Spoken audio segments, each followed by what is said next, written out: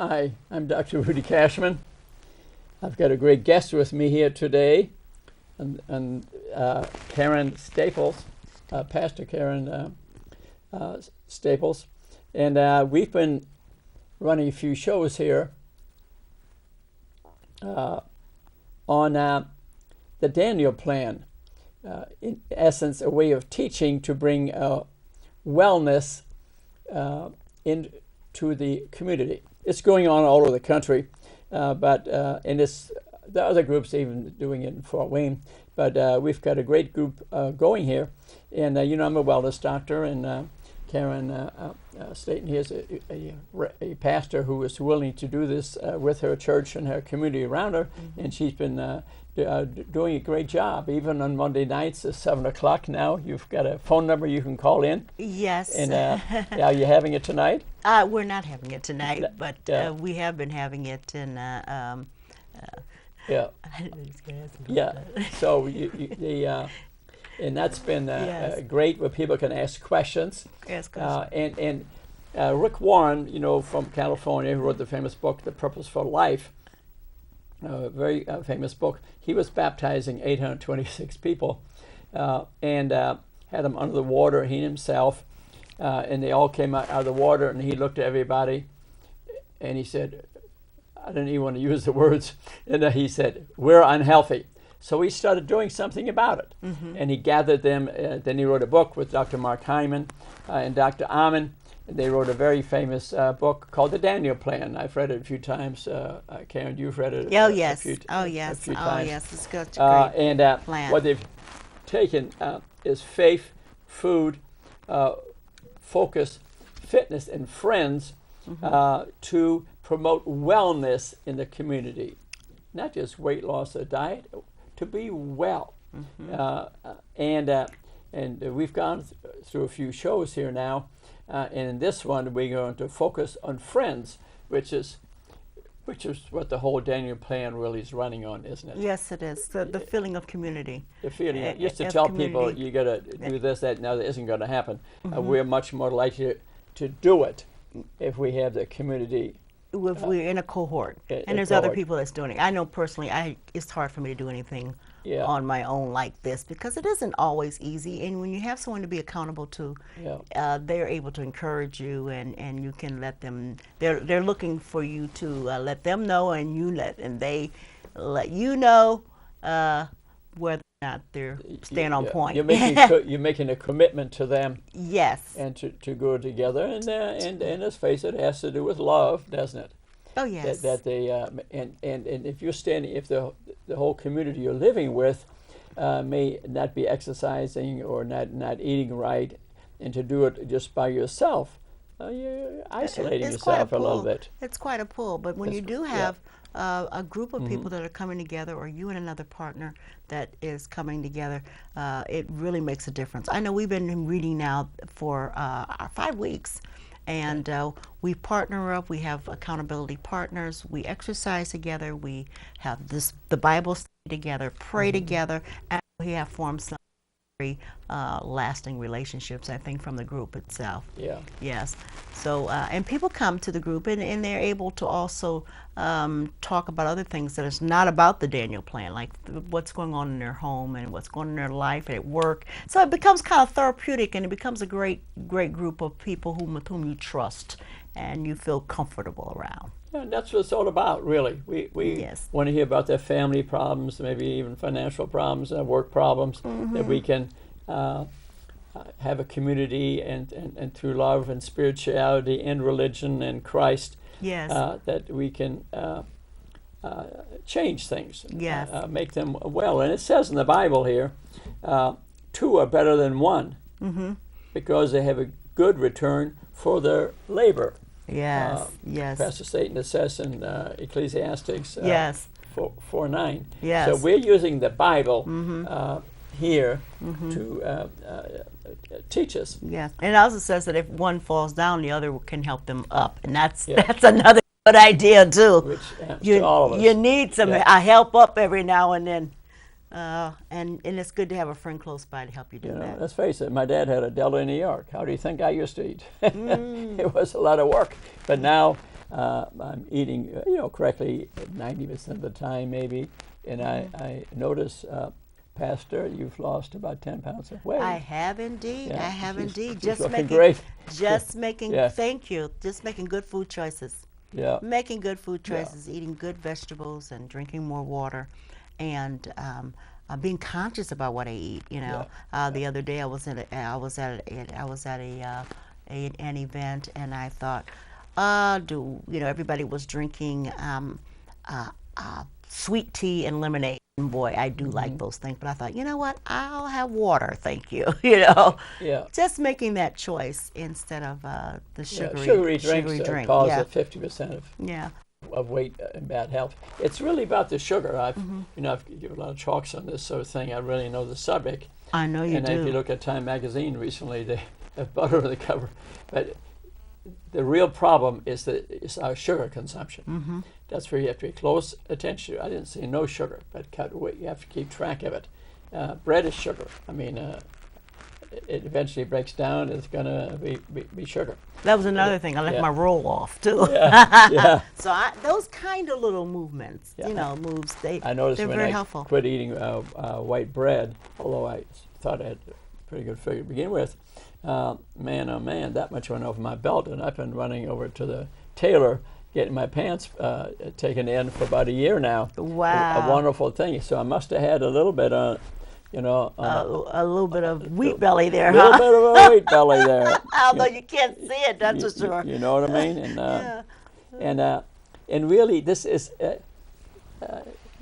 this family and socialization. It's really the gift of a loving community. Yes. The center of the Daniel Plan, the center, Pastor, of the Daniel Plan really is community, isn't it? Yes. And it the is. church is a community. It is. It's based So on it's- relationships. Relationships are very important to Jesus. Yeah. And he's designed us as a people to be in relationships. So with each other, which is our horizontal relationships, and then our relationship to Him, which is our vertical relationship. And it's about love. It's about love. Jesus is love. He is God he is is love. He is the center of love. Yes. And this to improve our emotional and spiritual health, and to share each other's troubles and problems. And this is we obey the law of Christ from Galatians. It's Yes. right out of the Bible. Yes. So yes. this is a natural way for us to teach health. And Dr. Hyman, who wrote this book, how did he come upon this idea of helping the Reverend Rick Warren? He wrote a book called the Blood Sugar Solutions, but he had read the work of a Dr. Paul Farmer. Who was treating TB and AIDS patients and really had no money or drugs for them.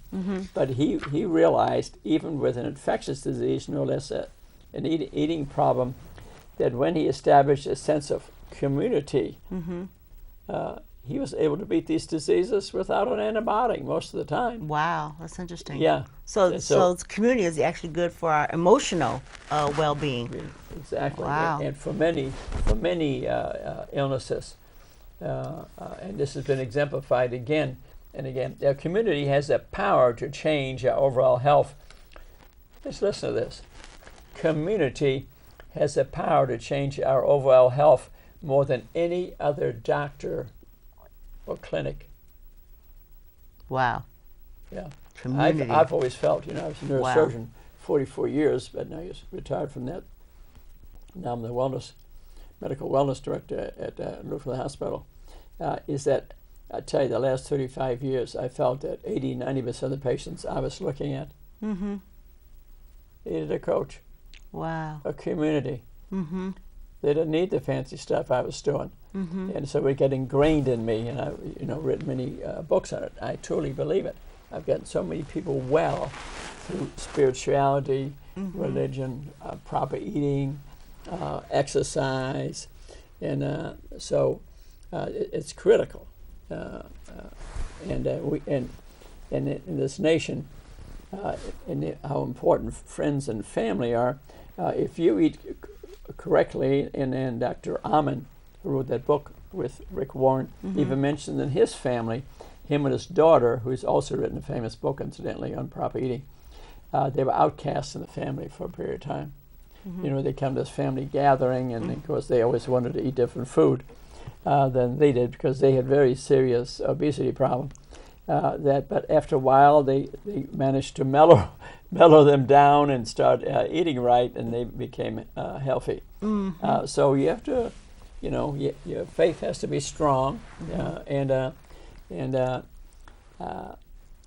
how many committees do you have going in the church now? Well, we've got quite a few committees in the city going now. We've got the 3 locations that we're doing the Daniel Plan. We've got a south location, which is our biggest location, which is great, and it is being facilitated by co-pastor Glenda Griffin. And then we have our downtown location, in which I am the facilitator down there. It's being it's been a lot of fun downtown, and we're having that at the St. John's Lutheran Church, and right in the middle of town. And then we also have a west location, and at the River Church, in which Linda Jackson, which is a registered nurse, has been conducting. So we've got those 3 locations now, and it's been they've all been very good because they've already got a sense of community going. Last week we came to my the 2 of us came together. The downtown group and this west group came together, and we did our class combined together last week just to get some new friends. And that's neat. So that really made it nice. Develop friendships and yes, and maybe the phone thing, we can get that going. And you know, I like to envision, Pastor, that maybe a year from now we'd have 10 centers. Oh, it would be great. We've had more. We're getting such good responses that from this group. We've also had 2 other groups that have come together. One just started last Monday. They have come and started together. And a lady is doing it at her office as well as at her church. And they bought all the books that we had left to get the class conducted. So that's another group that's coming together. So I think that when we start up in September, we've had so many other people who have been asking about having classes. So that's I think God that calling you. Yeah, I said, excuse God me. calling you. Thank you, Yeah. Pastor Staten, for doing what you're doing. Sorry about that. You know, Dean Ornish, which many of you may have heard about or not, he, 25, 30 years ago, he wrote books on that heart disease is stoppable, preventable, and reversible. And he proved it with angiograms, not a huge study about proper eating, and which has been proven to be correct. And he always had recommended exercise regularly, eat a plant-based diet, reduce your stress, quit smoking. There's 4 basic things. But what he learned in the end, that he discovered that relationships that impact our motivation to exercise and eat healthily and love were even more important. Wow. That's even more important. So we read his latest books, Dean Ornish, very famous. Yes. His books that, although I spoke to a number, cut out is, haven't heard of them. Can't believe it. I mean, this is tremendous work. And that those are more important. Once he introduced some yoga, relaxation, and love and motivation and healing and community and family, just like the Daniel Plan, it was working. It was working. And he got a lot of people well. And still does today through the Lifestyle Institute. I think it's California, Sausalito, California. Nice place to go. And which is totally consistent, with this. Well, I was reading in here where it says our social circles influence our health even more than our DNA. Our social circles influence our health even more than our DNA. We are more likely to be overweight if our friends are, and even if our parents are not. Absolutely correct. Totally scientific. Pastor, because if you read the works of Dr. Hyman and Robert Lustig, they will tell you that food is genetic information reacting to our genetic structure. But the food we're eating today is barely 10,000 years old. Our genes don't change that quickly, and that's the reason we're so sick. What we're eating, what the family and our groups are telling us to eat is more important than even our genetic structure, which is kind of instinct. So the secret sauce of the Daniel plan is community and God and Jesus, a sense of community through the church. No matter what church, but this specifically was aimed, at a Christian church. But it applies to all faiths. Let's face it. Community is I hope other communities join us in this. It is extremely important. It's mainly about spirituality. Because you have the foundation of the faith, and the faith is really important. To have sustainable results. You have to tap into a power that's greater than yourself in order to and that's the beauty. Sustain it. That's the beauty of Christianity and Jesus. That's a power greater than us. More likely to cause a change in us, because it is that difficult. Used to say, you got to lose 50 pounds, see you later. The ill to the pill is not going to do the trick. This has had many successes, and we do have a health care. I can't stress enough. You must realize that we do have a health care emergency out there. We're running social groups of weight and unhealthy, 70-80%. Most of them going to be type 2 diabetic. Most of them cutting 20 years off their life. That are miserable. They go blind, have amputations, have unannounced heart attacks. We're trying to stop that. And Jesus wants us to stop that. We're going to appear in front of God someday, and He's going to say, what did you do with your life? Did you just waste it? Did you just waste it by bad exercise and eating problems and lack of control? It's about being a good steward. It's about being a good steward of the bodies, the wonderfully made bodies that we have. So we want you to set a date, a date that you're going to start with this, and maybe visualize, see a picture of yourself changing. I tell people, take your clothes off once a day, once a week, have a look, and visualize, see. That's the language of the subconscious mind. Visualize what you want to look like, or be like 3-6 months down the line. See it. You see it every day. Your mind is much more likely to accomplish it. We are actually what we think. People say we are what we eat. Well, what we think comes before that. See, we suffer from lack of good health information. And most people do not know. I can't really necessarily blame them when our government supports bad foods with payments for sugar, genetically altered corn, when our government associations, the McGovern Commission, the NIH, the U.S. Department of Agriculture, the Department of Lung, Heart, Blood, they're all recommending a fat diet. And if you picked up Time magazine a few weeks ago, saying that all was a farce, a lady wrote a book called The Big Fat Surprise, a beautiful book. I've read it 2 or 3 times now, in going through the history of all this. How all these agencies, including the American Heart Association, have said that the enemy that what causes fast disease is fat. It wasn't fat. Well, you've been saying it all sugar. along. And I've been saying it all along. You've been saying it all along. These books came along after I've been singing the song. Yeah, that's true. I've been singing the song. It's the sugar that's been doing it to us. It's not the fat. There are bad fats. I mean, if you eat fat out of cattle farms or out of fish ponds, that's bad fat because these are omega-6s.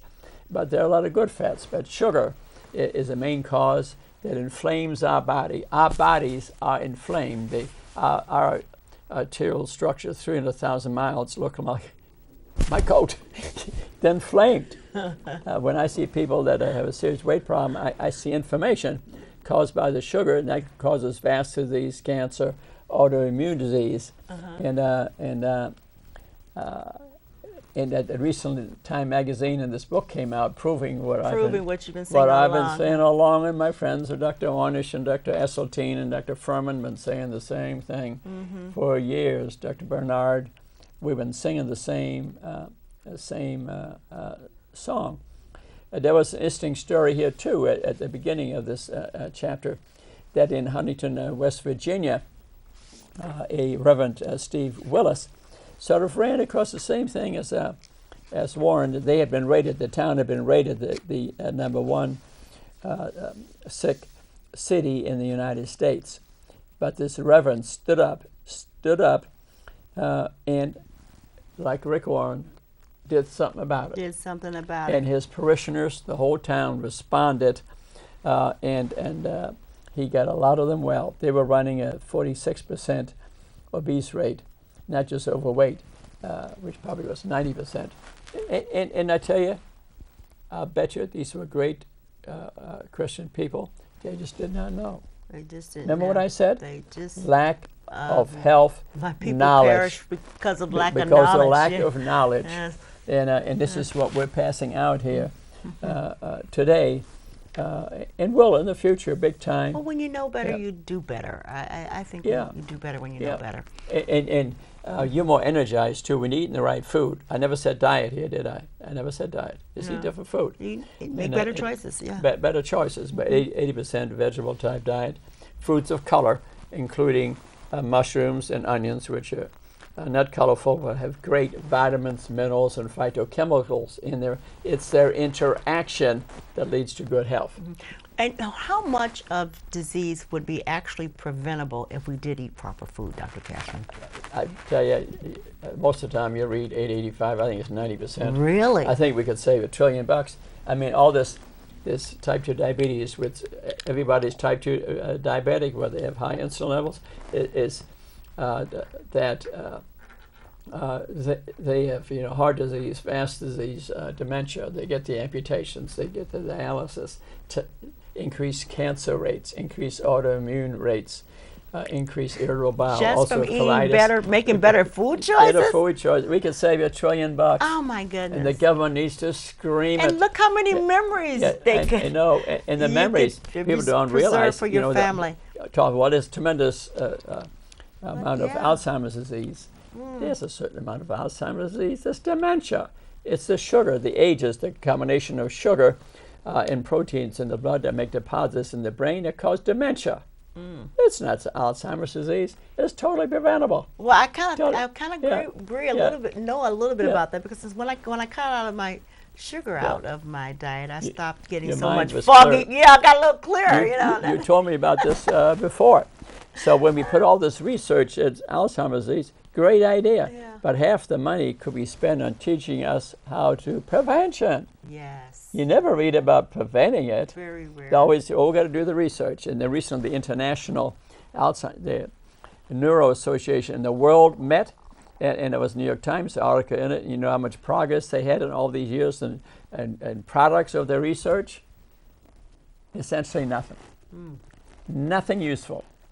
Nothing useful. When they could have said, and since we can't cure it in the next few years, how about us preventing a lot of it by making people healthy, by teaching them how to eat right. And the government's going to stop supporting the price of sugar and corn, which are genetically modified and are causing a lot of this illness, and that money could be put into preventative teaching. Like the mayor in New York was saying, he wants to charge something. What was sugar tax? Yeah, sugar tax for those big super drinks, because it's cosing New York so much money in health. Personally, I think it should be. We should have a tax on fat, salt, and sugar, and take the money and for health, for health teaching, and maybe that could pay for our Medicaid plan in the state, because a lot of people, 400,000 people, got no insurance in the state, but to teach for prevention. If that money would just be put at prevention. And the beauty of it is that people who do have bad health habits then would be paying a little bit for their health care. You know what I mean? Yes. And believe me, they'll still be eating at the fast food places if you charge a tax. They still be there. But some would change, especially if you were successful. Sure, you know what I mean? Sure. So I think that'd be a good idea. We got to start somewhere. You know? And the schools need to make it a priority to teach it. When the kids finish high school, that they have had a good education in proper nutrition. And the parents, need to lead the way. Need to lead the way. The children most of the time going to eat with the parents. What the parents bring home. And then with the schools, reinforce them, and government-supported food programs. Yes. Have to be healthy food. Yes, I know. Michelle Obama has been talking a lot about that. She used to work at it. They need to get a little tougher yet, because my plate is pretty darn good. Half vegetables and a quarter are full of complex carbs. But I think there's still a little bit too much whole wheat on there. But again, nothing's perfect. You know what I mean? Right. That's a definite step in the right direction. Well, a half plate of vegetables sounds really good to me. I've been doing that exactly with the Daniel plan, and I'm learning vegetables are very good. That would be a great start. And the other quarter, is like sweet potatoes and some a little more root vegetables, for example, and that's healthy. And the other quarter, it can be some turkey and some meat and some nuts.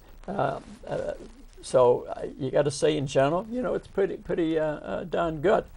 So, Pastor, are we getting somewhere here? I think we are. I think we're getting people educated on what good food is about, and making some lifestyle changes for better.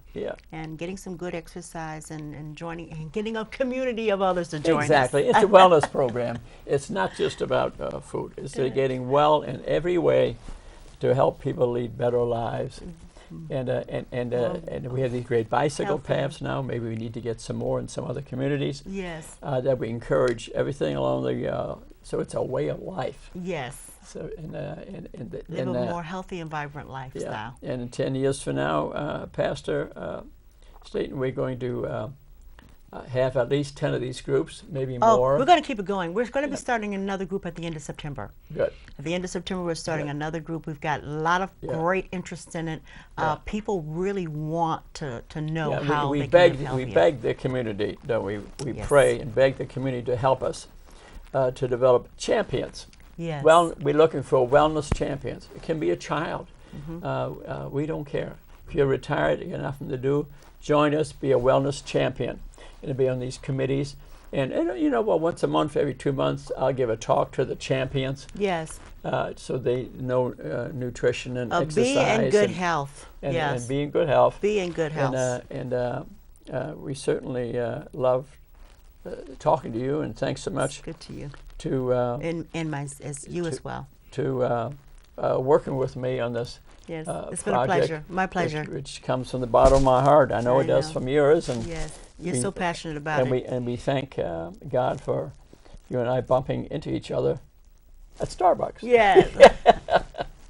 For a total accident, although I treated your father, who we helped live another 5-7 years. I believe so, because of your good advice. And